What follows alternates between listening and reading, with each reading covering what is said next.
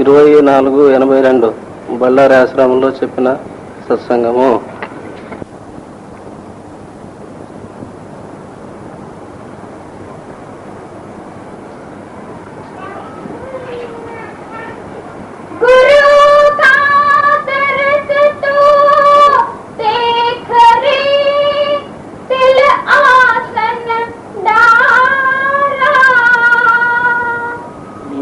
परम संत सद्गुरु स्वामीजी महाराजुల యొక్క వాక్యం.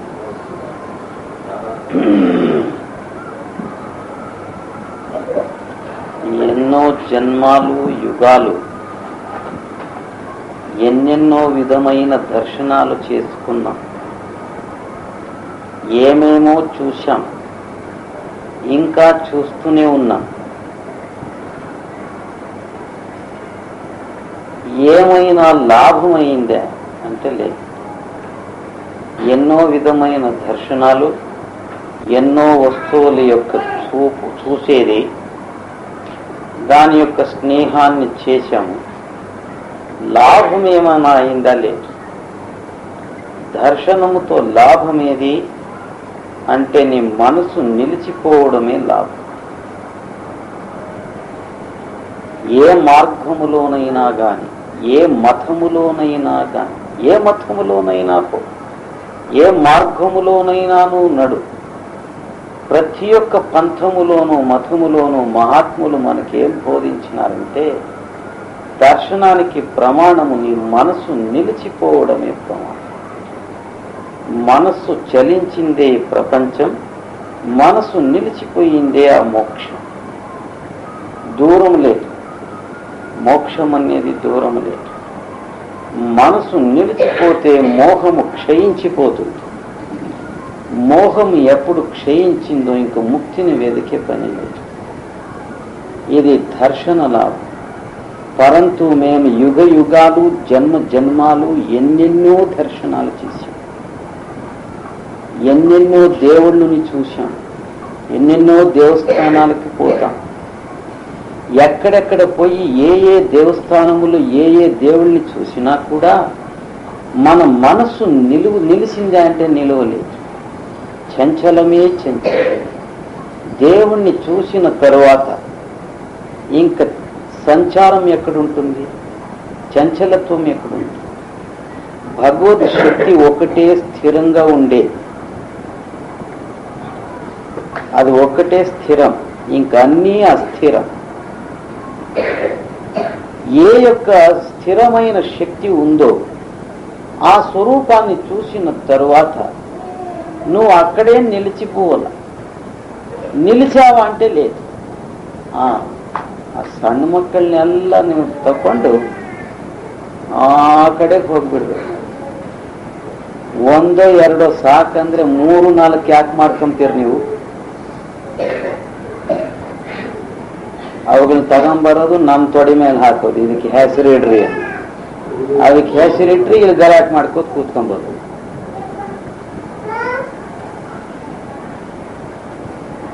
ಅಲ್ಲಿ ಹಿಂದ್ಗಡೆ ಇರೋರಿಗೆ ಕೇಳಿಸ್ಬೇಕ ಇಲ್ಲ ಸತ್ಸಂಗ?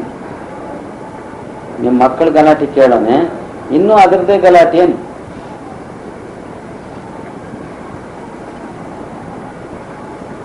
అందుకే ఏమంటారు స్వామీజీ మహారాజులు దాన్ని,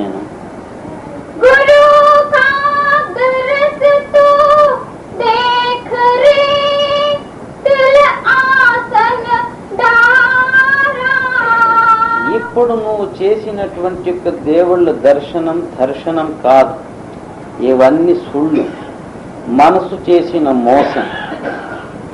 ఇప్పుడు ఈ మనసు చేసిన మోసము నుంచి నిన్ను విడిపించడానికి ఏ యొక్క ఉపాయాన్ని మహాత్ములు మనకు బోధించినారంటే, ఇప్పుడు ఒక దర్శన యుక్తిని నేను చెప్తాను, ఆ దర్శనాన్ని చేసి చూడు. అది యావది నవద్వారమును బంద్ చేసి ఈ భ్రూమధ్యములో ఒక శక్తి నువ్వు చూడు. కన్ను మూసి ఈ స్థలములో, ఈ జాగములో, ఈ 2 నేత్రానికి మధ్య భాగములో ఒక శక్తి నువ్వు చూడు. ఆ తర్వాత ఏమైతుంది నాకు వచ్చి చెప్పువయ్యా. ఇట్లు మేము చూసుకున్నామా? లేదు. గురునానక్ గారు ఏమంటారు? నవదర్ ఠాకే దశమే రహాయి, 9 ద్వారములో పారాడేది విడిచిపెట్టు చాలు. ఈ నేత్రము నుండి పారాడాం. ఇవన్నీ చూసి ఏ ఏ వస్తువుల్ని చూశామో ఆ వస్తువులను ప్రాప్తించుకోవాలని ఆ వస్తువుల దగ్గరికి పోయాం. కనక కామినిలు చూశాం, స్త్రీపుత్ర ధన కనకాదులను చూశాం. వాటినంతా చూసి ఆ వస్తువుల దగ్గరకు పారిపోయాం. పారిపోతే ఏమైంది? నేను చెప్పేదేముంది, మీకే అనుభవం ఉంది, నేను చెప్పేదేం లేదు. ಯಾಕ್ರಪ್ಪ ನಿಮಗೆ ಕೆಮ್ಮುಗಳು ಔಷಧಿ ತಗೋಬಾರ್ದೇನ್ರಪ್ಪ?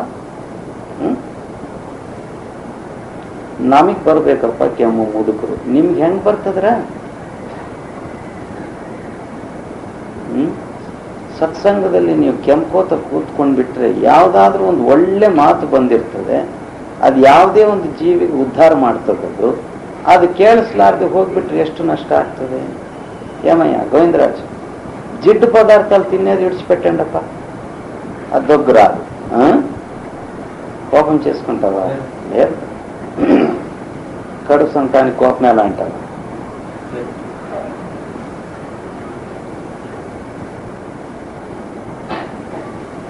ఈ వస్తువులను చూశాం, అక్కడికి వెళ్ళాం. అవన్నీ మమ్మల్ని పట్టివేసి లాభమేమీ లేదు. బంధనమో బంధనం, పుత్ర వ్యామోహం, స్త్రీ వ్యామోహం, ధన వ్యామోహం, స్థాన మధ యొక్క వ్యామోహాలు, ఇవన్నీ మమ్మల్ని పట్టివేసింది. దీన్ని విడిచి 5 నిమిషాలు బయటికి రావడానికి మాకు శక్తే లేదు. దీనిని విడిపించుకోవడానికి ఏదేదో ఉపాయాలు చేశారు. వెనకటి ఋషిమునియాదులు ఎన్నో ఉపాయాలు చేశారు. ఇంట్లో ఉండే పెండ్లామును విడిచి అరణ్యానికి పారిపోయారు. గడ్డాలు మీసాలు పెంచుకొని కాషాయ వస్త్రములు వేసుకొని పారిపోయారు. అక్కడ ఏమైనా విడిచినా అంటే లేదు. అక్కడ ఉండే వాళ్ళని పోయి అడగండి, ఏమప్పా ఇక్కడికి వచ్చేసావు? అన్నీ విడిచి వచ్చాను. ఏదేది స్త్రీపుత్ర ధన కనకాదులంతా విడిచి వచ్చాను. విడిచిపెట్టిన తర్వాత దాని యొక్క స్మరణ ఎక్కడ ఉంటుంది నీకు? మేము బెంగళూరులో ఉండే వేళ సిద్ధారూఢుల ఆశ్రమానికి పోతుంటాం. అక్కడ ఒక సాధువు ఉండేటువంటి వాడు. ఆ సాధువు హుబ్బళ్ళిలో మొదట వాడు గొప్ప వ్యాపారి. ఈ పాత్రలు వ్యాపారం చేసేటువంటి వాడు. పాత్రలు మీరేమంటారు తెలుగులో? పాత్రలేనా? కన్నడదಲ್ಲೂ పాత్రలే, తెలుగులోనూ పాత్రలే. పాత్రల యొక్క వ్యాపారం. అమ్మా కంచగారులు ఉంటారు. రైట్. ఆ వ్యాపారి ఏం చేసేసాడు? ఆ ₹1,00,000 యొక్క ఆస్తిని వదిలిపెట్టి వచ్చేసి ఆ మఠములో ఉన్న ఎవరు ఆయన దగ్గరకు పోని ఏమైనా ఒకటి మాట్లాడించని వాడు ఏమనేది, ₹1,00,000 యొక్క ఆస్తిని నేను తొన్ని వచ్చి వేసేసినానయ్యా అని చెప్తుంది.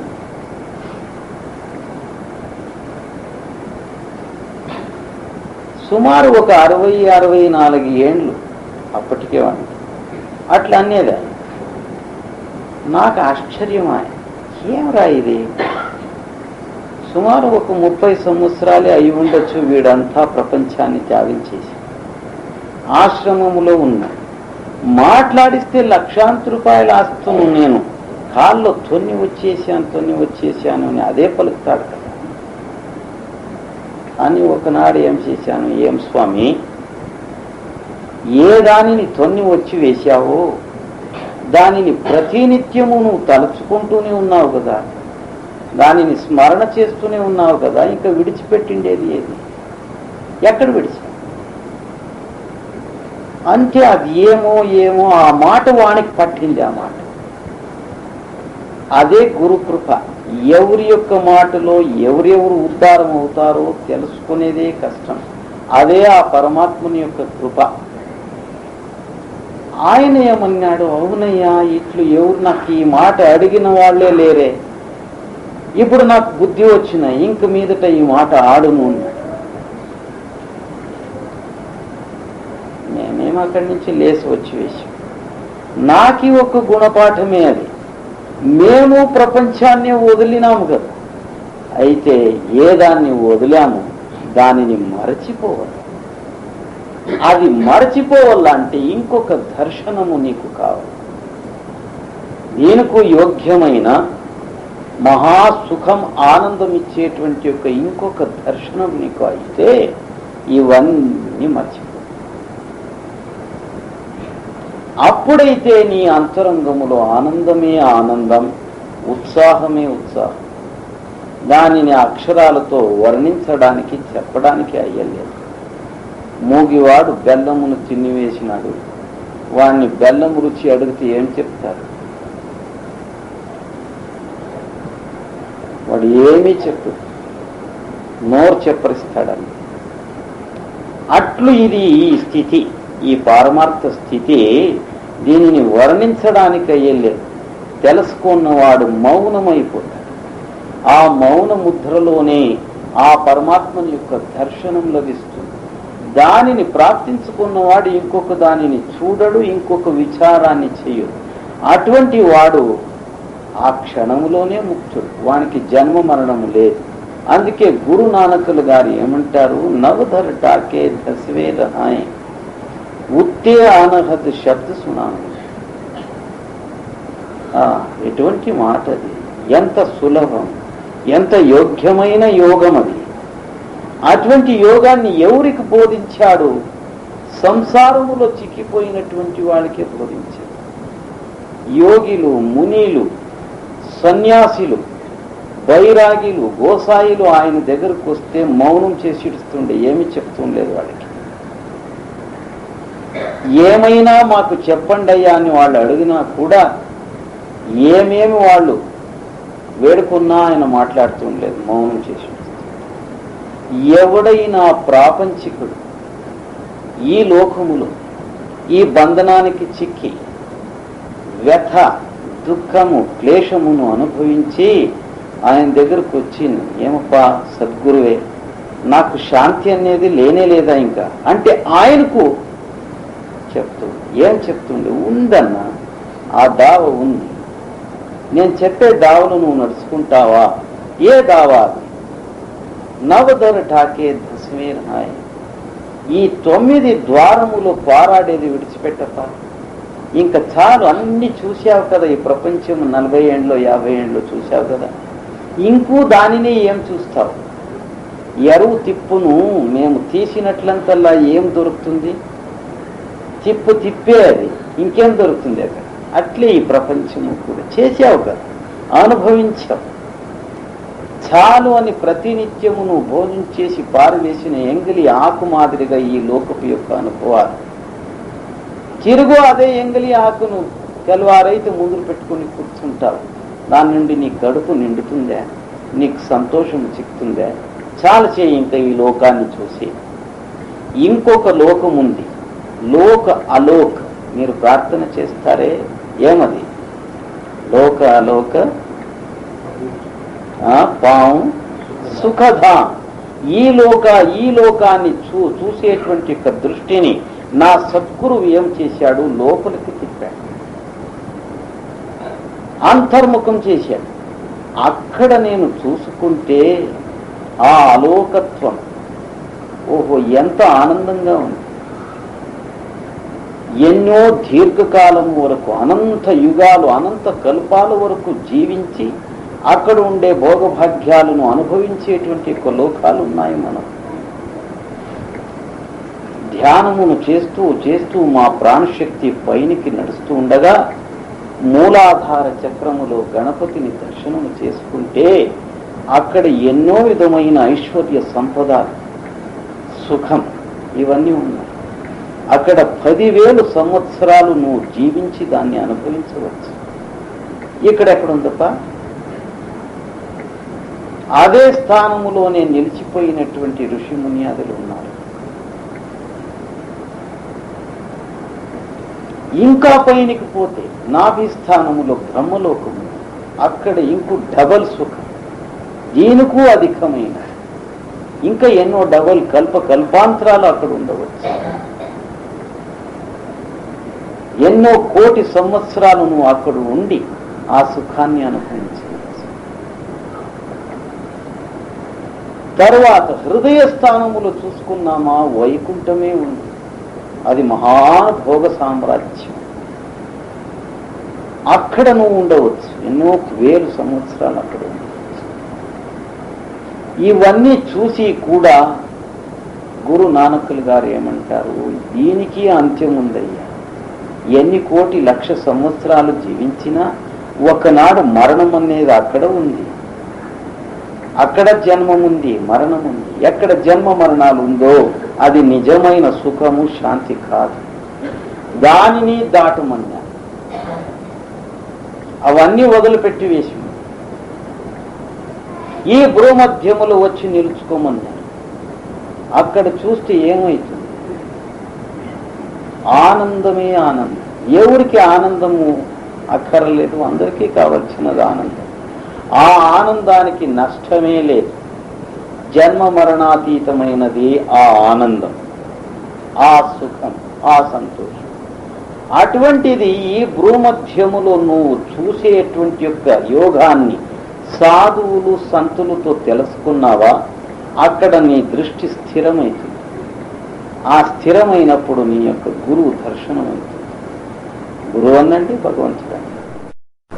ఉత్తే అనహద్ శబ్ద సునావన్య, అక్కడ ఆ ఓంకార నాదం నీకు వినబడుతుంది.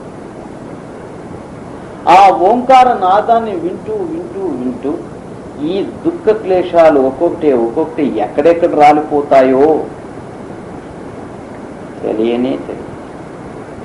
ఈ కష్ట క్లేశాలు, ఈ మానసిక దుస్థితులు, ఈ అహంకారంతో మనకు కలిగిన సంకటం, క్లేశం, వికల్పాలు, ఇవన్నీ ఎక్కడెక్కడ పటాపంచలైపోతాయో గుర్తే కాదు. అక్కడ శాంతే శాంతి, ఆనందమే ఆనందం. అటువంటి యొక్క స్థితి ఇప్పుడు ఈ మనుష్య జన్మములో మేము ప్రాప్తించుకోవలసిందే గాని తర్వాత చూసుకుందాంలే అంటే ఇది ముందుకు దొరుకుతుంది. రేపు నీ చేతిలో లేదు. ఇప్పుడే ఈ క్షణం మాత్రం నీదిగా ఉంది. ఇంకొక క్షణము అంటే నీది కాదు. ఆ వేళ ఏమేమైపోతుందో ఒక్కొక్క క్షణములో ఎన్నో విధమైన ప్రళయం అయిపోతుంది. ఇప్పుడు కూడా ప్రళయం అవుతుంది. ఇక్కడ వింటూ ఉన్నారు, ఎన్నో వాక్యాలు మర్చిపోయా అప్పుడే మీకు నేను చెప్పాను. అవునా? అది ప్రళయమే. మరపు అనే ప్రళయం ఇంతవరకు ఉంది అంటే ఇంకా నీకు ఎక్కడ శాంతి, స్థిరత్వం? అందుకే ఏమన్నారు మహాత్ములు, తిల ఆసన, ఇక్కడ నీ చిత్తాన్ని తీసుకొచ్చి నిలబెట్టు, ఇక్కడ చూడును. ఇది అభ్యాసం చేయి కొన్ని దినాలు. కన్ను మూసుకుని నేను ఇక్కడ చూస్తున్నాను అని భావించవయ్య చాలు, ఇంకేమి చేయొద్దు. కన్ను మూసిన వెంటనే బాహ్య దృశ్యములనంతా విడిచిపెడతావు. ఇక్కడ శూన్యమైన స్థానం, ఈ శూన్యమైన ఆకాశాన్ని చూస్తాం. అక్కడ సూర్యచంద్ర తారాదులు ఉన్నాయి. ఆ దృశ్యాలంతా చూసిన తరువాత నీ సద్గురు యొక్క దర్శనమవుతుంది. ఆ సద్గురు యొక్క పరమ పవిత్ర దర్శనముతో నీ జన్మము నుండి చేసిన పాపమంతా నష్టమైపోతుంది. ఆ పవిత్ర దర్శనమే మహాన్ తీర్థం. ఆ తీర్థములోనే నీ స్నానం చేసి వేస్తావు. దానినే మానస సరోవర క్షేత్రం అంటారు. ఆ తీర్థములోనే నీ పాపాన్ని పోగొట్టుకోవలసిందే గాని ఇంక ఎక్కడెక్కడ పోయి నువ్వు మునిగినా, ఏ నీళ్లలో నువ్వు మునిగి లేచినా కూడా ఈ పాపం పోవద్దు.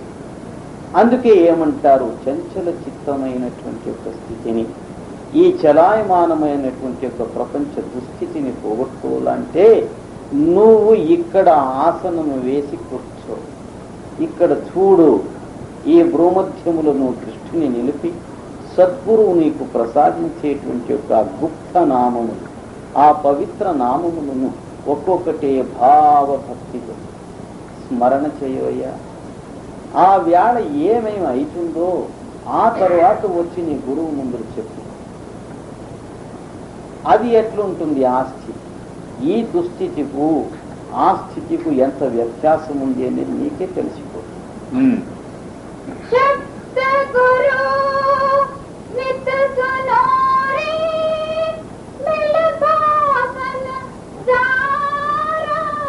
ఆ శబ్దరూపి సద్గురు యొక్క వాక్యాన్ని విను. శబ్దమే సద్గురు, ఆ పరంజ్యోతి ప్రకాశమే సద్గురు. ఆ ఓంకార నాదాన్ని నువ్వు విను. ఎన్నో విధములైన జన్మ మరణానికి కారణభూతమైన వాసనలంతా ఎక్కడెక్కడ జారి ఎగిరిపోతాయో. వాసన క్షయం.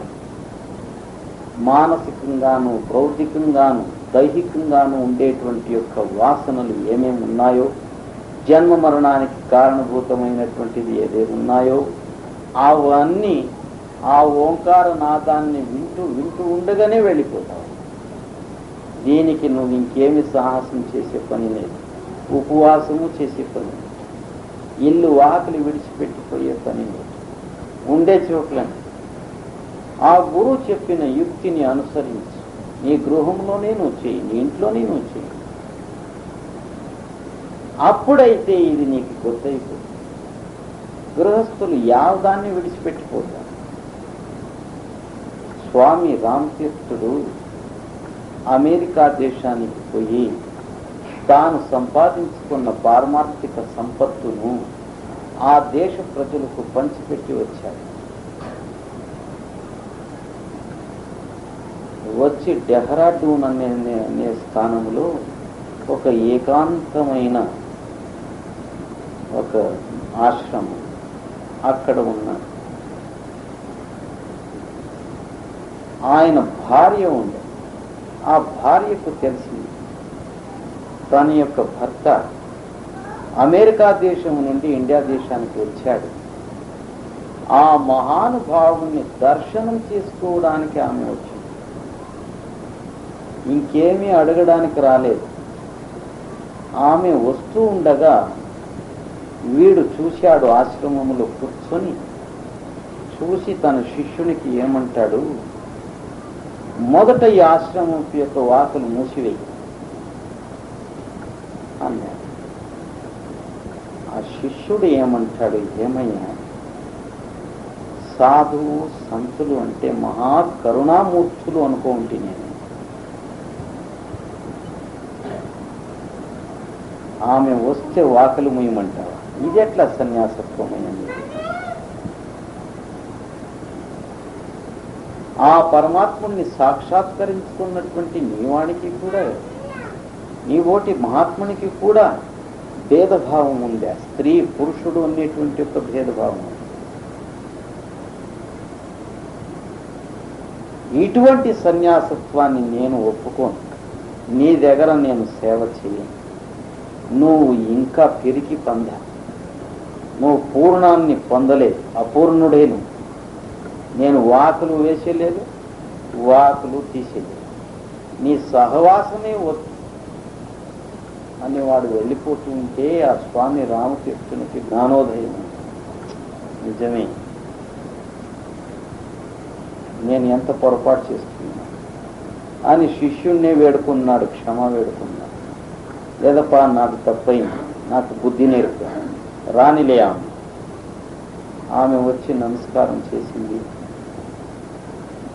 తన సుఖ దుఃఖాదులను చెప్పుకున్నది.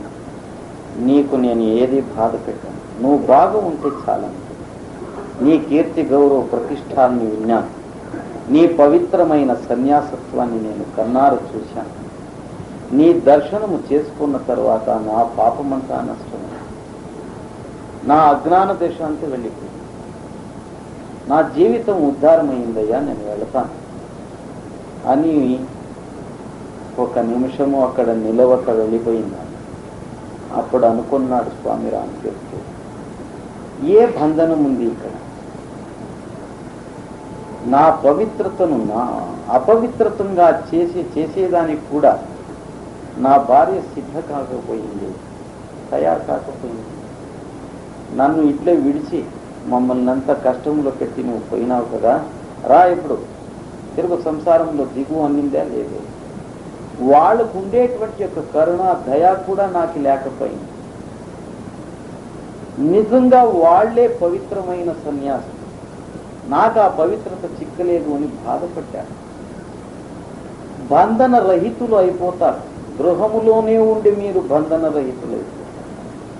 మిమ్మల్ని చూసి మీ భార్యాపుత్రులు కూడా ఆ మార్గాన్ని అనుసరించి ఏముంది ఇంకా ఈ ప్రపంచంలో అనుభవించి అన్ని అనుభవించి చూశాం. ప్రతి క్షణము దుఃఖమే దుఃఖము, కష్టమే కష్టం. చాలలే, నా మొగుడు ఒక్కడు శాంతంగా ఉన్నాడంటే నేను యాలుండకూడదు, నేను ఆ స్థితిని ఎందుకు పొందకూడదు? వాళ్ళలో కూడా ఆ జ్ఞానము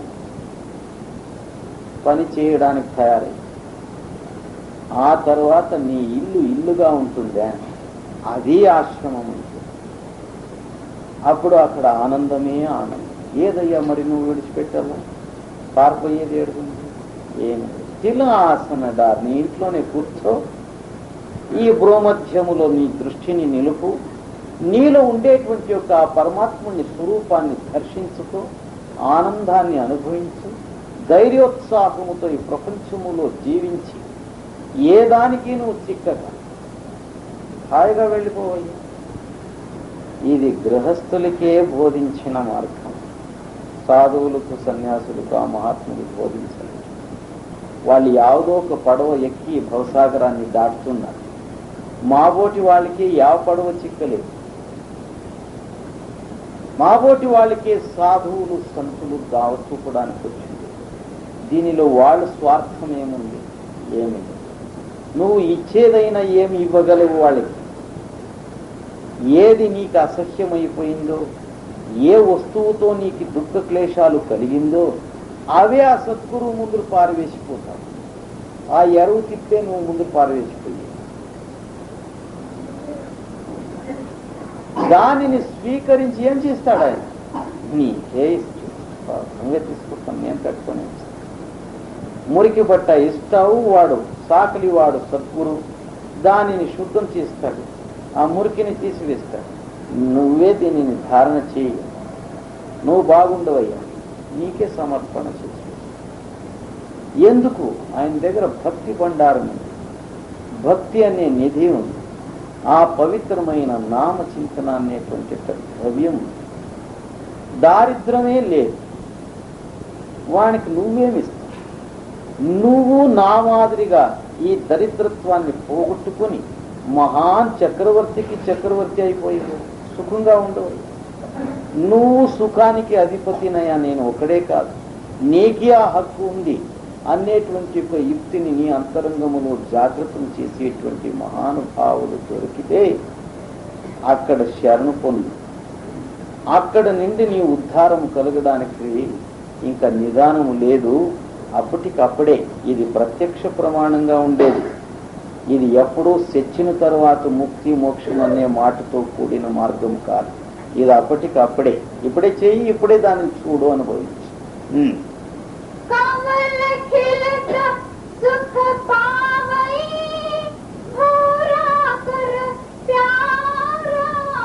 ఎట్టెట్లు సూర్యుడు ఉదయించిన వేళ ప్రతి ఒక్క పుష్పము పువ్వులు వికసిస్తుందో, ఆ వికసించిన వెంటనే తుమ్మెదలు ఏ విధంగా వచ్చి దానిలో ఉండే మధురసాన్ని త్రాగి ఒక్కొక్కటి ఆ పువ్వులోనే మదమొస్తాయి, శరీర చింతనే విడిచిపెట్టి ఆ పువ్వుల్లోనే పడిపోయి ఉంటాయి.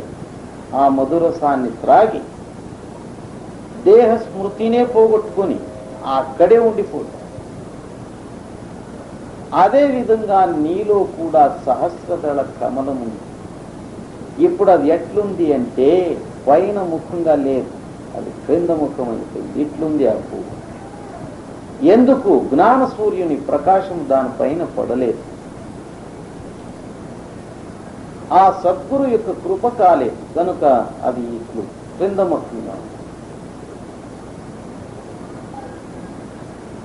సప్త స్థానములోను, ఈ శరీరములో ముఖ్యమైన సప్త స్థానములోనూ ఒక కమల పుష్పం. అవన్నీ క్రిందముఖంగా సద్గురు బోధించిన రీతిగా మేము సాధన అభ్యాస చేస్తూ ఆ సప్త చక్రములో ప్రవేశించగానే ప్రకాశమవుతుంది. నీదే ప్రకాశము దానిపైన పడుతుంది. కోటి సూర్యులు కోటి చంద్రులు ఏకకాలములో ఉదయిస్తే ఎటువంటి ప్రకాశముందో అటువంటి ప్రకాశము నీదే. నువ్వే ఈ 14 బ్రహ్మాండానికి ప్రకాశం ఇస్తుండేటువంటి వాడు. ఎవరో సూర్యులు చంద్రులు కాదు. ఆ సూర్యాది చంద్రులకు కూడా నువ్వే ప్రకాశం ఇచ్చేటువంటి ఒక శక్తిని ఇచ్చిండేది. మన ఆత్మశక్తిని వాళ్ళు ప్రతి దివసము దొంగలిస్తున్నారు. లేదంటే వాళ్ళకి ఎక్కడుంది ప్రకాశం? అది నీకు తెలియదు అంతే. మేమేం చేస్తాం? తెల్లవారు లేచి సూర్యునికి మొక్కుతాం. వెలుతురిచ్చావయ్యాన్ని కాదు. స్వయం ప్రకాశం అవట్లకి లేదు. నీ ప్రకాశాన్ని అవి దొంగలిస్తున్నాయి. అందుకే మహమ్మద్ పైగంబర్ ఖురాన్లో ఏమంటాడు? ఎవరికి నువ్వు నమస్కారం చేయవచ్చు, ఎవరికి మొక్కు. నీ హృదయములో ఉండేటువంటి ఒక సత్యాన్ని చూడు. దీనినే మసీదు చేసుకో. వేరే మసీదులు ఎందుకు? అవన్నీ మానవ నిర్మితం. ఒక్కొక్క రాయిలో కూడా అన్యాయము అధర్మమే కూడి ఉంది. నేను కట్టినాను అనే అభిమానం అహంకారమే ఉంది దేవీ దేవస్థానములో. పోయి అడగండి దేవస్థానములో, ఈ నవగ్రహ దేవస్థానాన్ని నేను కట్టించింది స్వామి అంట. ఇంకొకరిని అడుగు, ఈ కళ్యాణ మంటపం నేనండి కట్టించింది. అంతేనా? కాదు. రాజస్థానానికి పోయి తెల్లని చెలువు రాయితో ఈ విగ్రహాల్ని ఇది చేసి తయారు చేసి తీసుకొచ్చి పెట్టిన వాడే నేను. దీనికి 20,000 రూపాయలు ఖర్చు పెట్టి తీసుకోను. అంతేనా? ఈ గంట వేసిండేది కూడా నేనే. ఇంతేనేమైంది? ఇక్కడ ఈ పూజారిని పెట్టినాం కదా పూజ చేయడానికి. వానికి దినము భోజనము బట్ట దుడ్డు కాసు నేనే ఇచ్చాను. అంతా నేను అనే అహంకారముతో నిర్మాణమైనటువంటి ఆ దేవస్థానములో దేవుడు ఎక్కడున్నాడు?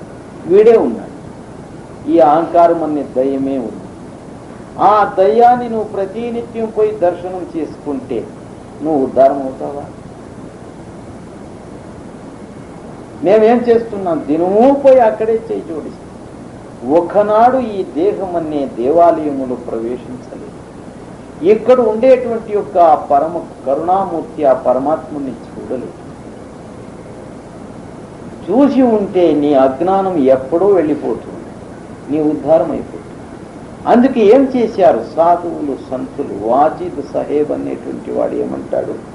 ఈ దేహాన్ని దేవస్థానం చేసుకునేటువంటి ఒక మాట నా గురువు బోధించగా దీనిలో ఒక సర్తి నేను ప్రవేశం చేసి చూస్తే ఇక్కడ సహజంగా ఘంటానాదం, ఇక్కడ సహజంగా శంఖనాదము జరుగుతుంది.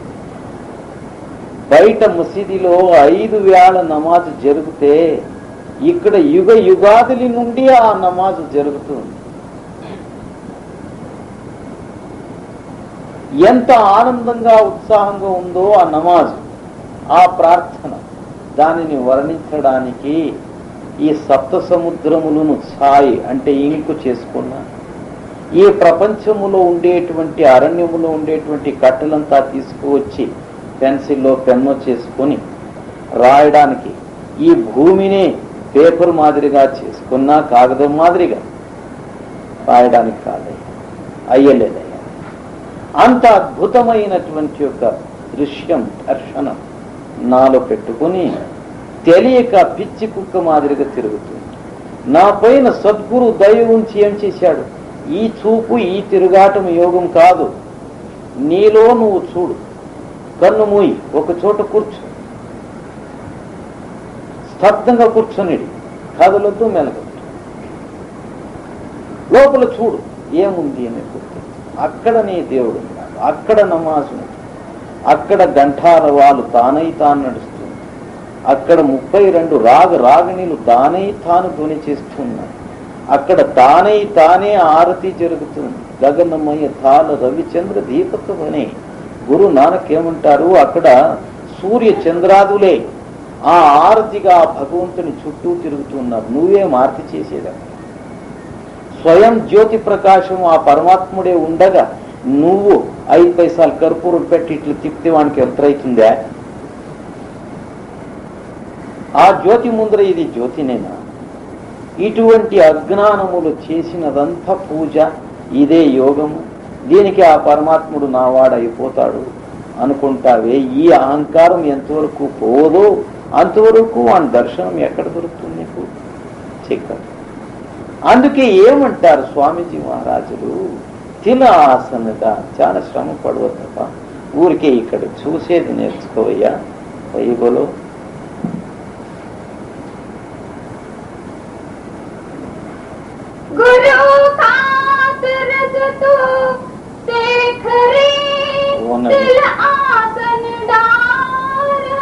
वो नहीं कमल खिलत सुख पावई भौरा कर प्यारा. మేము సద్గురువు బోధించిన రీతిగా ఆ యోగాభ్యాసాన్ని చేస్తూ ఊరికి కూర్చుని ఈ భూమధ్యములోనే చూస్తూ ఆ గురువు ఇచ్చిన నామస్మరణ చేస్తుండగా మా ప్రాణశక్తి ఒక్కొక్క స్థానమే ఇడిచి పైనకి వస్తుంది. దీనికి ప్రాణాయామం చేసేది వద్దు, ముక్కు పొట్టి ఊపిరిని బిగిపట్టడం పని లేదు, ఏమీ వద్దు, ఏ సర్కస్సు చేయవద్దు, ఊరికే కూర్చు.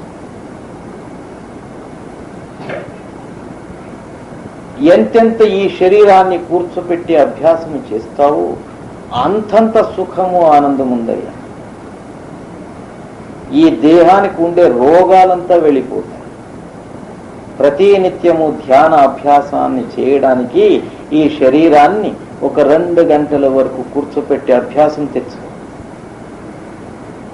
ఒక 2 గంటల వరకు కూర్చొని అభ్యాసం వచ్చిందా ఈ శరీరం పరిశుద్ధమైపోతుంది. దీనిలో రోగమే ఉండదు, అన్ని రోగాలు నివారణమైపోతాయి. శరీరము శుద్ధమైన వెంటనే నీ చిత్తము శుద్ధమైపోతుంది. అక్కడ ఆ సద్గురు యొక్క ప్రకాశము ఉదయమైన వెంటనే సప్త చక్రములో ఉండేటువంటి యొక్క ఆ కమల పుష్పాలు ఒక్కొక్కటి పైన ముఖమై వికసిస్తుంది. ఒక్కొక్క పుష్పములోను ఒక్కొక్క స్థానములోను ఆ పవిత్రమైన నామామృత రసం స్రవిస్తూ ఉంది. నీ మనసే 9 దానిని తాగివేస్తుంది. అది మస్థై పడిపోతుంది, ప్రజ్ఞాశూన్యమై పడిపోతుంది. ఎప్పుడు మనస్సు ఆ రీతిగా తన చంచలత్వాన్ని విడిచి స్తబ్దమైపోతుందో ఇంకా మోక్షాన్ని ముక్తిని వెలికే పని లేదు. నువ్వు పైనకి వెళ్ళిపోతావు. సహస్రదళ కమలములో ఈ నెత్తి స్థానము, ఈ శిరము సహస్రదళముతో కూడిన కమల పుష్పం. అక్కడ సహస్ర విధమైన రంగురంగులతో కూడిన జ్యోతి ఉంది. అక్కడ తానే తాను ధ్వని చేస్తూ ఉండేటువంటి యొక్క శంఖానాదం ఉంది, ఘంటానాదం, వీణానాదం, అనేక నాదాలు అక్కడ. ఆ నాదమును, ఆ ప్రకాశమును నువ్వు వింటూ వింటూ వింటూ ఉండగా, ఆ సహజ సమాధి స్థితిలో నువ్వు ఉండగా ఇంకెక్కడ జన్మ మరణ చింత, ఇంకెక్కడ ఈ క్లేశ దుఃఖాలు, ఇవన్నీ ఈ సుఖాన్ని సంపాదించుకోవడానికి, ఈ శాశ్వతమైన ఆనంద స్థితిని పొందడానికి అన్ని వ్యవస్థలు ఆ పరమాత్ముడు ఇదే శరీరములో ఉంచి తాను దీనిలోనే ఉండి తనను కనుక్కోవడానికి సద్గురు యొక్క శక్తిను దీనిలోనే ప్రసాదించినాడంటే ఇక బయట ఎందుకు తిరగాలి? ఆ దేవుడు ఈ దేవుడు అని ఎందుకు పోవాలి? ఆ దేవుడు లేదు, ఈ దేవుడు లేదు. నీలోనే చూడుకోక ఉండేటువంటి దేవుడు బయట ఎక్కడుంది? బయటదంతా మనసుతో నిర్మాణమైనది, అహంకారముతో నిర్మాణమైనది. అవి ఒకనాడు నష్టమైపోతుంది, అవి ఉండవు. హంపిలో పోయి చూడండి, ఎన్ని దేవుళ్ళు, చేతులు లేదు, కాళ్ళు లేదు, ముక్కులు లేవు. పోయి మొక్కింది ఆడ ఉగ్ర నరసింహ అని పెట్టినారు అక్కడ. వాడు సుమారు ఒక 20 అడుగు ఎత్తే ఉందో ఏమో విగ్రహం. అబ్బా, దానికి కాళ్ళే లేవు, చేతులు లేవు, ముక్కు లేవు. ఏమాయ ఆ దేవునికి? ఎవడు కొట్టి పారేసి. మేమేమో నరసింహస్వామి మా ఇంటి దేవుడు ఇచ్చాడు. కుంటోడు, గుడ్డోడు, చేతులు కాళ్ళు లేనివాడు మా ఇంటి దేవుడు. ఇంక తోక దేవుడు ఆంజనేయ స్వామి మా ఇంటి దేవుడు. ఆంజనేయుడు ఎవడో తెలుసుకుంటే నిజంగా బయట ఉండే దేవుడికి నువ్వు మొక్కవు. అంజన రహితుడు ఎవడో వాడు ఆంజనేయుడు, మాయారహితుడు ఎవడో వాడే ఆంజనేయుడు. అహంకారాన్ని హననం చేసినటువంటి వాడు, హమ్ అనేదాన్ని విడిచిపెట్టినవాడు, నేను అనేదానిని పోగొట్టుకున్నవాడు ఎవడో వాడు హనుమంతుడు.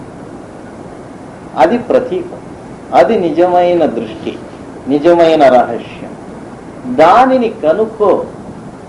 అప్పుడు ఈ బయట మొక్కేది ఇవన్నీ సుళ్ళు దేవుడు సహవాసం అంతా వెళ్ళిపోతుంది. ఇంకా కొన్ని ఉన్నాయి మారమ్మగాళ్ళు. మేము హాస్పిటల్కి పోయే దావలో ఒకటి సిక్కాయి. యాదాదు అశ్వత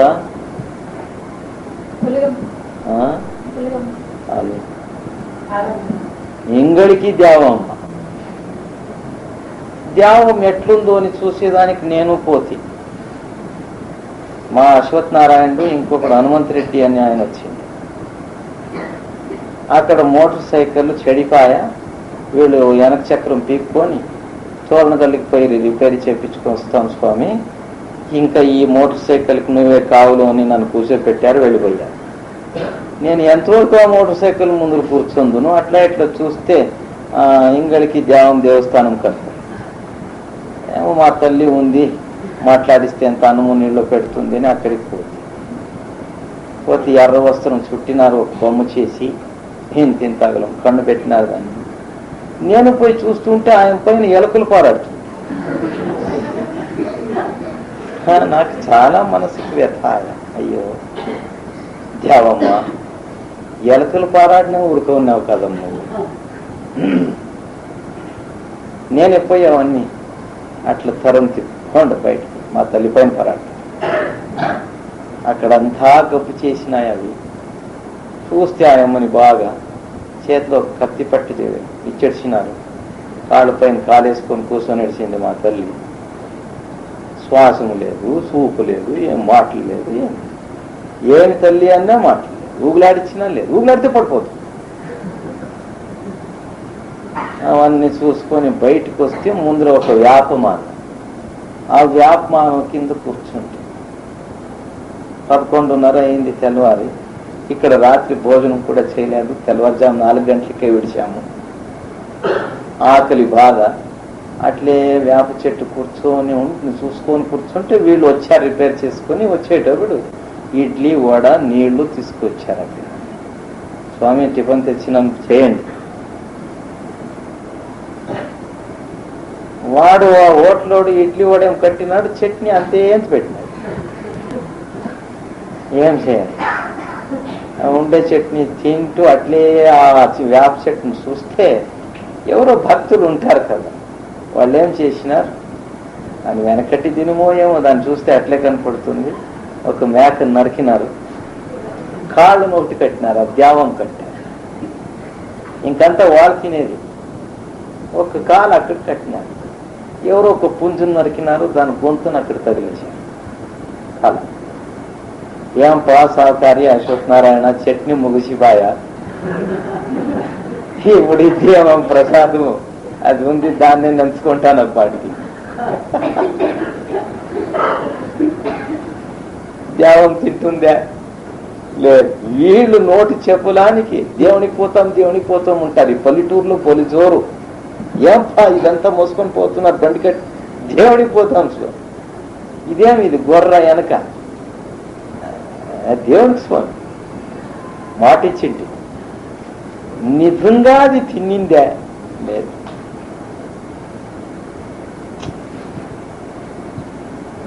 సర్వలోకానికి సర్వజీవరాశులకు తల్లి ఆ పరమాత్మ. అన్ని జీవరాశులను వాడే పుట్టించిండేది, అన్నినీ వాడే కాపాడుతున్నాడు. సంహరించేవాడు వాడే, నువ్వు కాదు.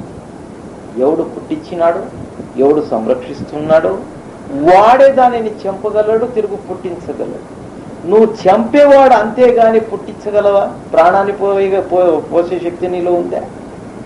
లేదు. ఆ నోటి చాపల్యానికి దాన్ని అక్కడ వేసిడిచే కత్తి తీసుకొని ఒకే ఏటి కొట్టిడిచి అక్కడే వంట చేసుకొని తిని వాపసు వచ్చేది. అప్పుడు అడగండి వాళ్ళు ఎక్కడ పోయింది, దేవుని పోయింది. ఏం చేస్తుంది? అన్నీ చేస్తుంది. ఇంక వస్తూ వస్తూ దావన గవర్నమెంట్ వాళ్ళు పెట్టింటారు గుడిసెలు, అక్కడ ఇంత పొడుగు బాటిల్ కానీ దాన్ని ఎత్తిడిచింటారు. ఇది దేవుడు. ప్రతి సమయములో ఇటువంటి జీవహత్య, తాగరానిది తాగే, చేయరానిది చేసి ఈ మనిషి నేను చెబుతాను. ఇట్లే నడుస్తూ ఉంది ఆ సైతాన్ ప్రపంచములో వ్యవహారం. ఇది ఆ నియమం, ఈ లోకపు యొక్క నియమం. అదే ఈ లోక ధర్మం. నువ్వు ఈనాడు చంపావు, రేపు ఆది మనిషి నిన్ను చంపుతావు. ఇది ఒట్టి మాట కాదు, ఇది నడిచే రీతి. అందుకే ఏమన్నారు మహానుభావులు, కోమల చిత్త దయా మనరాక్ పారమార్థమే కోజిలగా. ఆ పరమాత్ముణ్ణి నువ్వు నిజంగా శోధన చేయడానికి వెళ్ళావంటే, ఆ పరమాత్మ సాక్షాత్కారాన్ని చేసుకోవడానికి ప్రయత్నం చేసే ఏ సత్యవాన్ పురుషుడా, నీ హృదయం కోమలం కావాల, మృదు కావాల. అక్కడ దయా దాక్షిణ్యం అనేటువంటి యొక్క గుణం ప్రజ్వలించాల. ఆ గుణం వాళ్ళంతా ఉంది అంటే నువ్వు ఆ పరమాత్ముని వెతుకు, వాడు చిక్తాడు. నీ హృదయములో కాఠిన్యత్వం, దౌర్జన్యత్వం, దుర్గుణములు, నిర్దయం, నిర్దాక్షిణ్యత్వం ఉంచుకొని ఆ కరుణామూర్తి అయిన పరమాత్ముని నేను వెతుకుతానంటే వాడు చిక్కుతాడా? ఎక్కడ దయవిల్లదా ధర్మ అది యావుదయ్యా అన్నారు శివశరణం. దయమే లేని ధర్మం ఏదుంది? ఏ మతం ఉంది? దయ అనే గుణమే ధర్మానికి బునాది. ప్రతి ఒక్క మతానికి, సంప్రదాయానికి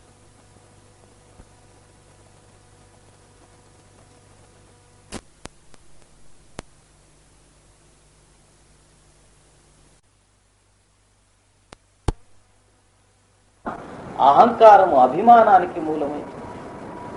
పాపానికి అదే మూలం. నువ్వు భవసాగరములో మునిగిపోయి జన్మ జన్మాలు లేనిపోని నరక దుఃఖాన్ని అనుభవించాలా అంటే అహంకారం అనే గుండు నీ కాలి కట్టుకుని మునిగిపోయి ప్రపంచములో. లేదప్పా ఈ భవసాగరాన్ని నేను దాటి ఆ పరమాత్ముని సన్నిధానం చేరుకోవాలా అనేది ఉంటే దయను స్వీకరించు, దయాగుణాన్ని జాగ్రత్తం చేసుకో. అప్పుడైతే ఈ భవసాగరాన్ని నువ్వు దాటగలవు. అదే అన్ని ధర్మానికి మూలమైనది. దయలేనిది ధర్మమే లేదు. అటువంటి దయాశక్తి నీ హృదయములో జాగ్రత్తం కావాలంటే ఈ మాంసం మధ్యాలు తినేది విడిస్తేనే. ఈ మాంసాన్ని భుజిస్తూ భుజిస్తూ ఏమైతుంది? మా హృదయం కఠినమైపోతుంది, రాక్షసులైపోతాం, మానవత్వం వెళ్ళిపోతుంది, రాక్షసులైపోతుంది. అంతేకాదు, ఈ మాంసాన్ని భుజించేటువంటి వాళ్ళకే దయ్య పీడ పిశాచిలు వచ్చి పట్టుకునేది, ఇంకెవరికి కాదు. వాళ్ళ కంటికి అవన్నీ కనబడేది. వాళ్ళు ఉండే చోట్ల అవి వచ్చి చేరుకుంటాయి. అవుట్లికి అవి కావాల. ఇవన్నీ చేసినవే ఆ దయ్య పీడ పిశాచులు. ఇటువంటి హింసా కృత్యాలు అవి ఇవి చేసి చచ్చిపోయినటువంటి వాళ్లే పీడ పిశాచులై పుట్టేది. అవి ఎక్కడ ఆ కృత్యాలు జరుగుతుంటాయో, హింసా కృత్యాలు, అక్కడే వచ్చి అవి చేరుతాయి. ఇంకా అవుట్లకి ఇంకా ఇదో ఈ మంత్రవాదులను వెదికేది. వాడేం చేస్తాడు? ఒక దయ్యం ఉండేది చూసి ఇంక 4 దయ్యాలు అక్కడ విడిచిపెట్టుకో, ఇంక 4 కొట్టు, ఇంక 4 పుంజలు, కోడిలో, పెట్టెలో చెంపు, వచ్చేయి. ఇంకంత హింస చేపిస్తాడు. ఇంకా డబల్ అయ్యి వచ్చి అక్కడ చేరుకుంటాయి దైపుడు. ఇంకెక్కడ నీకు శాంతి? ఒక దయ్యం, ఈ మనసు అనే దయ్యమునే సుధారించడానికి నీతో కాదు. ఇంకా లేనిపోని దయ్యాలన్నీ వచ్చి నీ చుట్టూ చేరుకుంటే నువ్వు ఇంకెట్లా శాంతంగా ఉంటావు? సంతలో నిద్ర చేసేవాడు ఎవడు అవుతుందే? కాదు. ఇక నీ గృహమంతా ఈ దయ్య పీడ పిశాచులు గలాటలే అయితే ఇంకెక్కడప్ప నీకు శాంతి? ఇది మాంస మధ్యములతో అయ్యేటువంటి ఒక దుష్పరిణామాలు. దీనిని వదులు, చాల్చేయి. ఎలా అంటే నీ శరీరం మాంసాన్ని భుజించేటువంటి శరీరం కాదు. మాంసపు యొక్క ముక్కులను కొరికేటువంటి పండ్లు నీకు లేదు. క్రూరముగా మృగాలు దానిని భుజించేది అంతే. నీకు కాదు. నీకు ఏం చేశాడు? దానే దానే పే లిఖే హే కానే వాలే కే నా, లేనే వాలే కరోడ్ దేనే వాలే ఏకరా. ఎన్నో పవిత్రమైన రుచికరమైన రసభరితమైన వస్తువులను ఆ పరమాత్ముడు నీకోసం సృజించినాడు ఇక్కడ. ఇవి నువ్వు భుజించు. అవివేకముతో కూడిన హింసాగుణముతో కూడినటువంటి యొక్క జీవరాశులు ప్రాణిహింసను చేసి బతుకొని అది నీకు వద్దు. నువ్వు ఈ పవిత్రమైన వస్తువులను భుజించు, ఆనందంగా ఉండు, సుఖంగా ఉండు అని ఇటువంటివి ఇచ్చాడు. మేము మనసు మాట సైతాను మాట విని ఏం చేస్తున్నామంటే ఈ ప్రాణి పక్ష్యాదులంతా చెంపి తింటున్నాం. ఇది ఘోరమైన నరక హింస. దానికి ప్రతిఫలం నువ్వు కూడా హింసను అనుభవించవలసింది. అందుకే ఏమంటారు, ఇటువంటివి వద్దాయి. ఈ పూజ పునస్కారాలు, ఈ మాంసమద్యాలు కోరేటువంటి యొక్క దేవి దేవత్యాదులు మనకు అక్కరలేదు. మనకు ఏం కావాలా? ప్రేమమూర్తి, కరుణామూర్తి అయిన పరమాత్ముడు కావాలి. నన్ను సంరక్షించి ఈ పాపము నుంచి విడదీసేటువంటి యొక్క పరమాత్ముడు కావాలి. వాడు ఎక్కడున్నాడు అంటే నీలో, ఈ దేహములో ఉన్నాడు.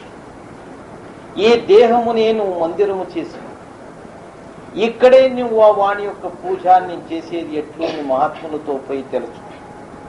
వాడు నీకు బోధిస్తాడు. ఆ బోధ ప్రకారంగా నడుచుకో. కొన్ని దినాలు నడుచుకో.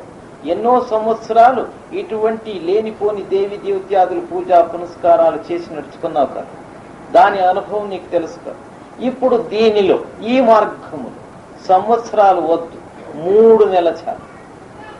3 నెలల శ్రద్ధగా నేను చెప్పినట్లు నువ్వు నడుచుకో. నీ అంతరంగములో ఎటువంటి యొక్క పరిణామాలు చెందుతాయి, ఎటువంటి యొక్క ఆనందము శాంతి సుఖం కలుగుతుందో దీనిని చూడు.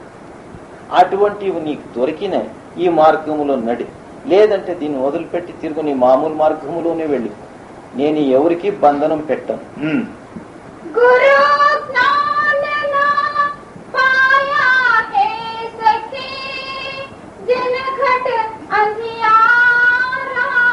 ఎవరు ఈ జ్ఞానాన్ని మహాత్ములతో స్వీకరించలేరో వాళ్ళ హృదయంలోని అజ్ఞాన రూపమైన చీకటి వ్యాపకమై ఉంది.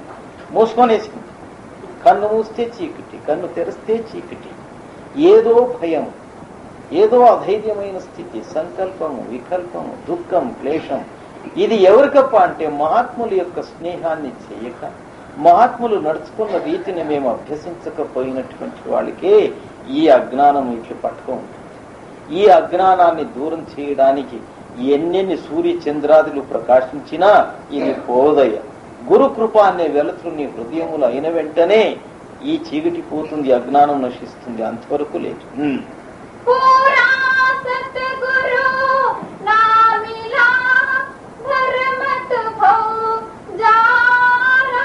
పూర్ణుడైన సద్గురు అంటే ఆ అపరిమితమైన ఆనందాన్నిచ్చే నామచింతనను చేసి ఎవరు ఆ నామరూపమే అయిపోయినారు, ఆ గుప్తనామ శక్తిని అభ్యసించి అదే రూపి ఎవరైపోయినారు, అదే శక్తిని ఎవరు సంపాదించుకున్నారో అటువంటి పూర్ణులు ఆ మహానుభావులు మాకు దొరకక ఈ అజ్ఞాన దిశలో మేము ఉండడానికి కారణం.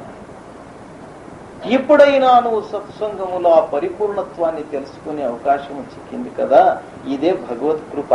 ఇప్పుడు తెలుసుకో. స్వల్ప మాత్రమైన ఆ మార్గములో నడి.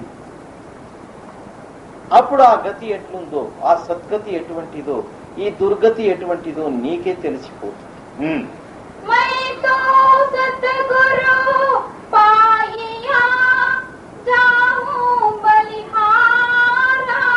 అందుకే స్వామీజీ మహారాజులు ఏమంటారు, ఈ విచారాన్ని నేను విని సద్గురువు యొక్క సాన్నిధ్యములో పోయి శరణు పొందాను. ఆ మహానుభావుని యొక్క పాదాన్ని పట్టుకుని వేశాను. అక్కడే బలిహారి, అక్కడ నేను చేరిపోయానయ్యా, ఇంకా ఎక్కడ నా ఉద్ధారము కాదు అని వాడి పాదాన్ని పట్టుకుని వేశాను. సద్గురువు నా శిరస్సు పైన తన అమృత హస్తాన్ని ఉంచి భయం పడవచ్చు. ఇంకా నీ క్షేమ జవాబారి నాది, ఇంకా నువ్వు ధైర్యంగా ఉండు అని వేశాను. ఇది స్వానుభవం. ఆ మహానుభావులు మనకు బోధించే ప్రతి ఒక్క మాటల్లోనూ ప్రత్యక్ష ప్రమాణం ఉంది గాని ఏదో 4 మాటలు చెప్పి లేచిపోయేటువంటిది కాదు. ఇది పురాణము, హరికథ, యాదో ఇంకొకరు చచ్చిపోయినటువంటి వాడిది కథ కాదు. తన అనుభవాన్ని తాను ప్రత్యక్షం ముందర ఉంచాడు. నీ అనుభవము ఇటువంటిదే చేసుకో. సాధు సంతుల యొక్క ఆశ్రయములు నువ్వు పోయి పడి అవి ఉండు. అక్కడ నీ ఉద్ధారం అవుతుందో లేదు, వాళ్ళు నీకు అభయం ఇస్తారు, ధైర్యం ఇస్తారు. నీ పాపాన్ని పోగొట్టేటువంటి యొక్క పవిత్రమైన శక్తిని నీలోనే జాగృతం చేస్తారు. నీ జన్మ సార్థకమవుతుంది. లేదంటే నువ్వు మహానుభావుల యొక్క సహవాసములు చేరలేదంటే బయట తయారు శత్రువులు నిన్ను లాగి లాగి రౌరవాది నరకములు తీసుకువెళ్తారు.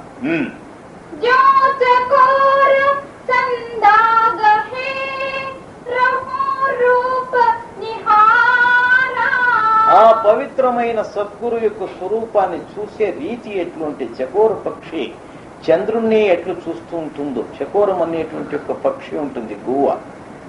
అది కొమ్మని తన కాలులో పట్టుకో ఉంటుంది, ఆ చెట్టు కొమ్మ. చంద్రుడు ఉదయించే దిక్కులో తన ముఖాన్ని పెట్టింటు. ఆ చంద్రుడు ఎట్టెట్లు పుట్టి వస్తాడో అట్టట్లే తన గొంతును తిప్పుకోని వస్తుంది. పడమర దిక్కుకు చంద్రుడు వస్తే తన గొంతు కూడా అట్లే తిరుగుతుంటుంది. ఆ చంద్రుడిని చూస్తూనే ఉంటుంది. తన దేహం పైన దానికి స్మృతియే ఉండదు.